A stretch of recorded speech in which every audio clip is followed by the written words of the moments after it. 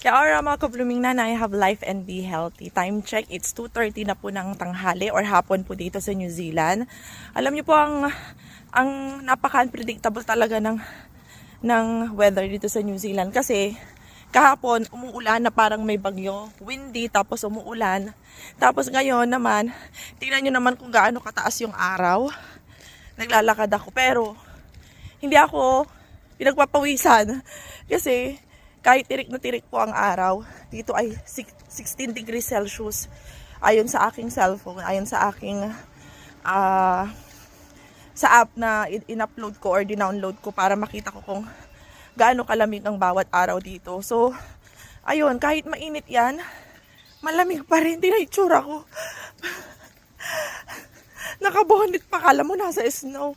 Malamig po kasi talaga, lalo pag nandito ka sa labas. Yung mga kamay ko malamig, yung mga tungkil ng kamay.